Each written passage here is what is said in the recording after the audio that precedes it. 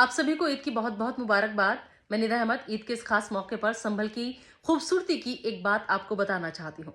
रमजान का महीना, ईद का त्योहार, इस पूरे महीने संभल के गुलजार बाजार, लेकिन किसी हिंदू दुकानदार भाई का नहीं हुआ बहिष्कार। जी हाँ, ये बात मैं इसलिए बता रही हूँ क्योंकि जो लोग संभल को अच्छे से जानते हैं उन्हें पता है कि मेरे संभल के बाजार में 80% दुकानें मेरे हिंदू भाइयों की हैं।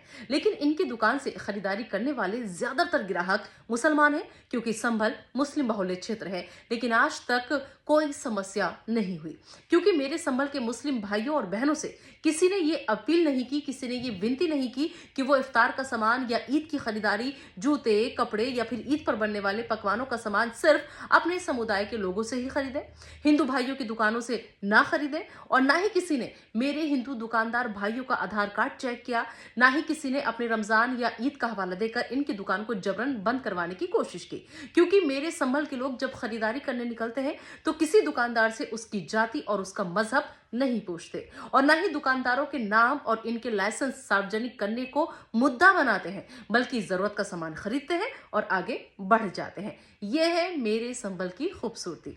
और ये तब है जब काफी जगह कहा गया कि अब समय है मुसलमानों की दुकानों आदि का बहिष्कार किया जाए। इन सब बातों के बावजूद मेरे संभल के दोनों समुदाय के लोगों ने इस गलत परंपरा को खत्म करके समाज को बांटने की कोशिशों को नाकाम किया है, और साथ ही तमाचा मारा है उन लोगों के मुंह पर जो लोग धर्म के आधार पर खरीदारी की बात कर रहे हैं, क्योंकि ये समाज और सामाजिक सौहार्द के लिए भी खतरनाक खतरा है।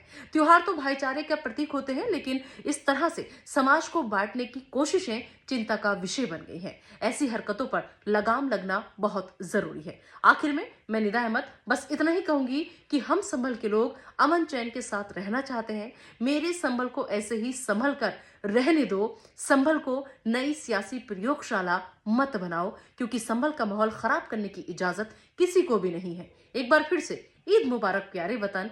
कायम रहे मेरे संभल में चैन व अमन।